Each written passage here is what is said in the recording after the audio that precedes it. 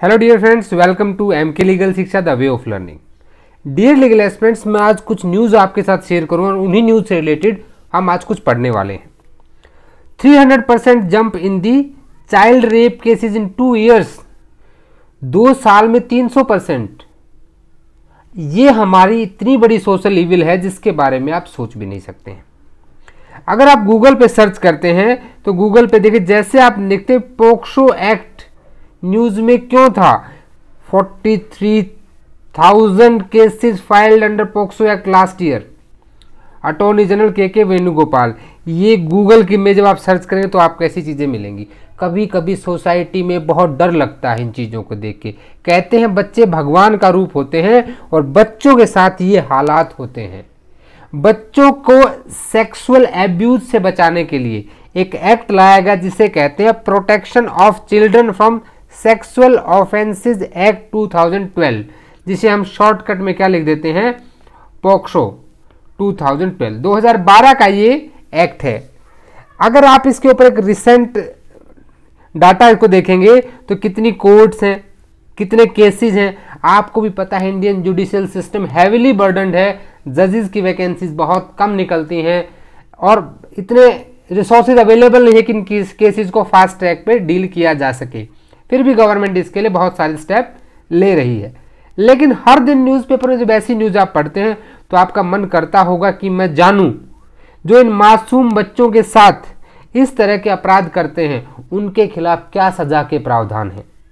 Being a student, a member of the legal fraternity, I request all of you, चाहे आपके exam में आता है कि नहीं आता है, चाहे आपके पास ये वैसे है कि नहीं है, बट आपको एक सिटीजन होने के नाते, एक रिस्पॉन्सिबल सिटीजन होने के नाते इसके बारे में पता होना चाहिए। कभी भी मेरी आपसे हम्बल रिक्वेस्ट है, आप अपने आस पड़ोस में कहीं भी कोई ऐसा चाइल्ड ऑब्जर्व करते हैं, देखिए यहाँ पे गर्ल्स की फोटो, इट डजंट मीन कि सिर्फ गर्ल्स के लिए है। पोक्सो जेंडर बायस्ड नहीं है, ये बॉयज़ और गर्ल्स दोनों पे एप्लीकेबल होता है। तो उस बच्चे की प्लीज़ हेल्प कीजिए। आज हम समझेंगे इस केस की रिपोर्टिंग कैसे होती है, सज़ा के प्रावधान क्या क्या हैं। ऐसे कल्प्रिट्स को एक एग्जाम्पल सेट कराना चाहिए जिससे कि आपके मन में क्या आता है कि शूट एट साइड, 4 साल की बच्ची, 3 साल की बच्ची, 2 साल का बच्चा, इनके साथ तो बहुत ज़्यादा एक एनिमल जो होते हैं ना, उनसे भी गए गुजरे इंसान आजकल हो गए हैं। तो protection of children from sexual offences act 2012, इसको आज हम बहुत अच्छे से डील करेंगे और जानेंगे कि क्या क्या पनिशमेंट्स हैं, किस तरह से इनका जो केस है वो ट्रायल किस तरह से होते हैं। ठीक है, इन सारे प्रोसीजर को आज समझेंगे। एग्जाम पॉइंट ऑफ व्यू से तो इम्पोर्टेंट है ही, स्पेशली जो एडीपीओ के एग्जाम्स हैं वहाँ पे इसके बारे में मैक्सिमम स्टेट्स में पूछा जाता है। राजस्थान में है, एमपी में है, ठीक है। तो ये एग्जाम के लिए तो इम्पोर्टेंट है ही, पर मैं कहूँगा कि इसको आप एग्जाम पॉइंट ऑफ व्यू से नहीं, एक रिस्पॉन्सिबल सिटीजन होने के नाते समझने की कोशिश करें। अगर आपने अभी तक चैनल को सब्सक्राइब नहीं किया तो चैनल को सब्सक्राइब जरूर कर लें और साथ ही ना बेल आइकन को प्रेस करें जिससे आपको नए वीडियोज़ के अपडेट्स मिलते रहें और लीगल अपडेट से आप दूर ना रहें। चलिए विदाउट डिले हम स्टार्ट करते हैं। Protection of children from sexual offences act 2012। सबसे पहले we will try to understand the history of this act. ये एक्ट क्यों आया, देखिए 11 दिसंबर 2012, 11 दिसंबर 2012 को एक जिनेवा में क्या होता है, कन्वेंशन होती है राइट ऑफ चाइल्ड्स को लेके। जनरल असेंबली ऑफ यूएन की जो यूनाइटेड नेशन है उसकी जो जनरल असेंबली है, ठीक है, वो जनरल असेंबली क्या करती है, राइट ऑफ चाइल्ड के लिए एक स्टैंडर्ड निर्धारित करती है। राइट ऑफ चाइल्ड के लिए हमारा भारत, हिंदुस्तान, इंडिया ने भी उसमें क्या किया, उसको अडॉप्ट किया। और यहाँ हुआ कि जितने भी देश यूएन के मेंबर्स हैं वो सारे के सारे क्या करेंगे भाई, राइट ऑफ चाइल्ड के लिए कुछ ना कुछ अपने यहाँ पे कानून बनाएंगे और protection of right of child, so that the interest of child, rights of the child can be secured. So all the states have to follow those standards which are made by General Assembly of United Nation। और convention कब हुआ था, 11 दिसंबर 2012 को। ये भी आपके लिए question बन जाता अगर क्वेश्चन के एंगल से आप सोचेंगे। अभी एक बार इसके स्केलेटन को हम थोड़ा सा बेसिकली समझेंगे कि पॉक्सो एक्ट में क्या क्या है। अगर मैं पॉक्सो एक्ट को डिवाइड करूं तो दो चीज़ों में इसका मैं डिवीजन कर सकता हूं। कैसे कैसे कर सकता हूं समझिएगा। इस चार्ट को आप ना थोड़ा सा A4 पेपर में फेयर बनाइएगा। मैं आपको इसका PDF भी अवेलेबल कराने की कोशिश करूंगा ताकि एक अच्छे से डायग्रामेटिक वे में कंप्यूटराइज टाइप करके आपको मिल जाए। ये आपके लिए बहुत काम का है। सबसे पहले ऑफेंस, ऑफेंसेस की कैटेगरी है और दूसरा है प्रोसीजर। दूसरा क्या है? प्रोसीजर। इसमें हम कौन कौन से ऑफेंस डील करते हैं पहले हम वो समझेंगे। दो तरह के ऑफेंस यहाँ डील किए जाते हैं। एक को मैं बोलूँगा sexual offence. Sexual offences by name itself it is an act to prevent the child from the sexual offences. दूसरा एक और चीज़ को ये कवर करता है, वो क्या है? पोर्नोग्राफी। बहुत सारे बच्चों को इस्तेमाल किया जाता है। बहुत रिसेंट में भाई, अभी मैं बॉलीवुड की हिस्ट्रीज का नाम नहीं लूँगा उन लोगों का, लेकिन आपको भी पता है कि पहले न्यूज़ में क्या चला था। तो पोर्नोग्राफिक पर्पज़ के लिए भी बच्चों का अगर इस्तेमाल होता है तो वो भी एक ऑफेंस ही आता है। तो दो तरह के ऑफेंस हैं। सेक्सुअल ऑफेंसेस को यहाँ पे टोटल 3 कैटेगरी में बांटा गया है। सेक्सुअल ऑफेंसेस को 3 कैटेगरी में बांटा गया है। सबसे पहली कैटेगरी जो आती है वो आती है penetrative sexual assault. Penetrative sexual assault. दूसरी आती है नॉर्मल सेक्सुअल असॉल्ट और थर्ड आती है सेक्सुअल हैरासमेंट। ठीक है, ये इतनी कैटेगरीज यहाँ पे 3 ऑफेंसेस हैं और जो फोर्थ वन है वो आपका पोर्नोग्राफी है। पोर्नोग्राफिक पर्पज के लिए वो तो आपका बिल्कुल अलग से है ही। यहाँ पे इसका एक पूरा अलग चैप्टर दिया गया है। तो इतने तरह के आपके ऑफेंसेस को आपको पढ़ना है। ठीक है, जब आप देखेंगे तो देखिए पेनिट्रेटिव सेक्सुअल असॉल्ट में हर जितने भी सेक्सुअल ऑफेंसेस हैं उनकी 2 कैटेगरी बनाई गई है। एक है नॉर्मल और दूसरा उसका एग्रीवेटेड। एक तो हो जाएगा नॉर्मल और दूसरा इसी का एग्रीवेटेड फॉर्म। एग्रीवेटेड मतलब क्या है कि कुछ ऐसे लोगों के द्वारा ये ऑफेंस किया जाना। मान लीजिए कोई पुलिस अधिकारी है, वो अपने पुलिस स्टेशन में ऐसा काम करता है, कोई डॉक्टर है, कोई टीचर है। स्कूल्स में आपने देखा हुआ बहुत सारे केसेस आते हैं कि बच्चों के साथ इस तरह की हरकतें हो जाती हैं, तो वो सब चीज़ें यहाँ पे कवर होती हैं। ये पूरा सेक्सुअल ऑफेंसेस कवर होता है चैप्टर 2 से। किससे कवर होता है? चैप्टर 2। चैप्टर 2 जिसमें कि मैं अलग अलग सेक्शन भी बताऊंगा, आपको सेक्शन लिखिएगा 3 से 4 और 5 से 6। सेक्सुअल असॉल्ट ये किससे क्या है? आपका 7 से 8 और इसका भी 2 सेम ऐसे ही होगा, नॉर्मल एंड एग्रीवेटेड। एग्रीवेटेड कब जाएगा? 9 से 10। और सेक्सुअल हरासमेंट सिर्फ ये एग्रीवेटेड नहीं होती, 11 से 12। पेनिट्रेटिव सेक्सुअल असॉल्ट मीन्स बच्चे के साथ फिजिकल रेप कर देना।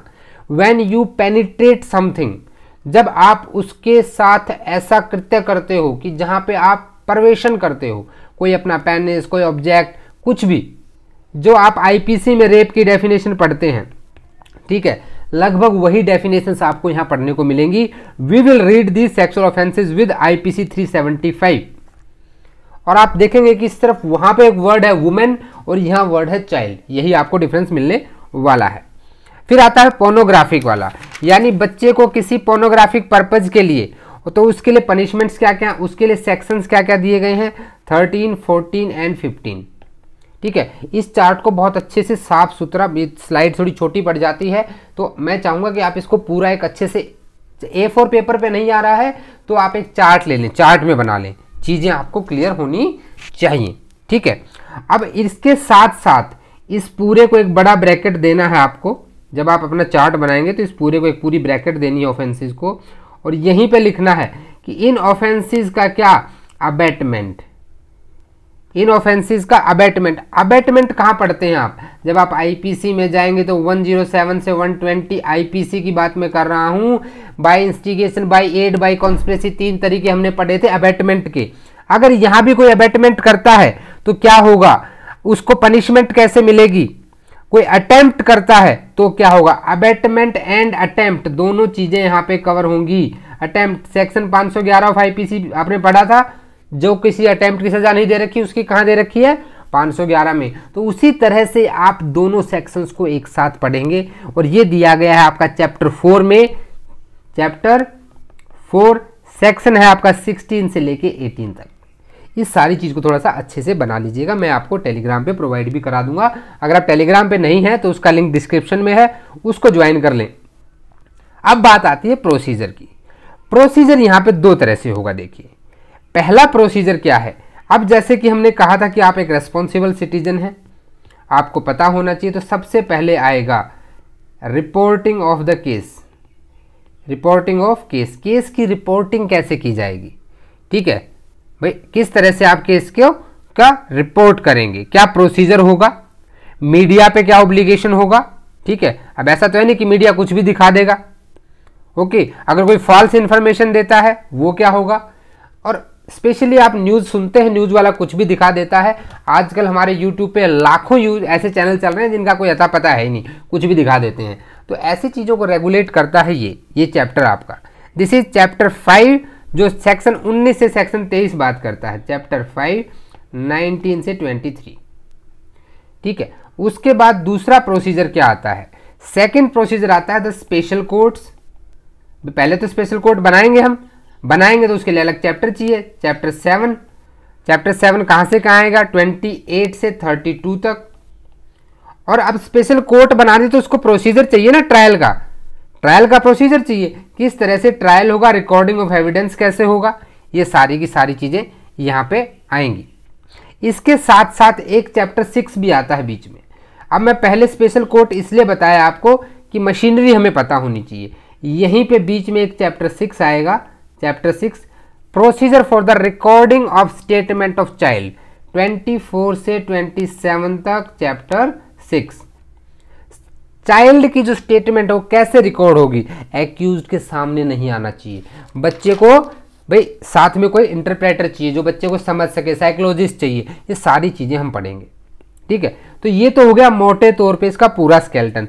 दो चीज़ें इसमें और बच जाती हैं अगर आप साथ में देखेंगे तो पहला चैप्टर बच जाता है, चैप्टर 1 जो प्रिलिमिनरी की बात करता है, शॉर्ट टाइटल एक्सटेंड, हर एक उसमें यही होता है, जहाँ पे सेक्शन 1 एंड 2 है, चैप्टर 1 एंड 2। और एक आपका आ जाता है चैप्टर 9 जो कि बची खुची मिसलेनियस, जहाँ पे आ जाता है गाइडलाइंस क्या होंगी, ठीक है कि नहीं, अल्टरनेटिव पनिशमेंट्स क्या होंगी वहाँ पे, भाई उसका एक्ट का इम्प्लीमेंटेशन हो रहा है कि नहीं हो रहा है, रूल्स कौन बनाएगा, ये सारी की सारी चीज़ें हम पढ़ेंगे चैप्टर 9 में, फ्रॉम सेक्शन 39 से लेके 46 तक। और एक इसमें स्केड्यूल दिया गया है, ठीक है। तो ये तो था मोटे तौर पे पूरा इस एक्ट के बारे में। अभी नेक्स्ट हम बात कर लेते हैं ये एक्ट आया कब, ठीक है, ये आपको पता होना चाहिए।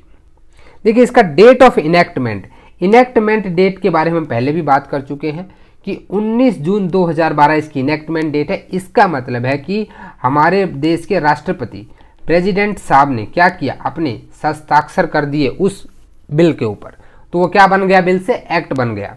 ये हमने पॉलिटी की क्लास में पूरा प्रोसीजर डिस्कस किया था। तो 19 जून 2012 को क्या हुआ, ये इनेक्ट हुआ है। और इन्फोर्स कब किया गया, 14 नवंबर 2012। 14 नवंबर को किसमें, जवाहरलाल नेहरू जी के उपलक्ष्य में क्या मनाया जाता है, चिल्ड्रन डे मनाया जाता है। तो चिल्ड्रन डे के दिन ही 2012 में इसको लागू किया गया था, स्पेशल दिन इसके लिए चुना गया था। तो ये आपका पूरा एक्ट का एक कंसोलिडेट आपको समझा दिया है। इस एक्ट को हम स्टार्ट करेंगे नेक्स्ट क्लास से। ये सिर्फ इसका एक इंट्रोडक्शन क्लास था। आई होप आपको ये चीज़ें समझ में आ गई होंगी। अगर आपको इसका इंट्रोडक्शन समझ में आया है तो प्लीज़ नेक्स्ट क्लास जरूर देखिएगा, जहाँ से हम इसको स्टार्ट करेंगे एक्ट को। Thanks for watching this video and be very attentive with the classes so that you can understand the things. अगर आपकी कोई भी प्रॉब्लम्स हैं, कोई भी किसी तरह के सजेशंस हैं, डाउट्स हैं, एडवाइस है मेरे लिए, तो प्लीज़ आप मुझे मेल कर सकते हैं। टेलीग्राम चैनल को ज्वाइन कर ले, जहाँ आपको इसका वो मिल जाएगा। आप इंस्टाग्राम पर भी हमें फॉलो करें। वीडियो अच्छा लगा तो लाइक कर दें, शेयर कर दें और कमेंट करना बिल्कुल भी ना भूलें। सो गाइज मिलते हैं नेक्स्ट वीडियो में, तब तक के लिए जय हिंद, जय भारत।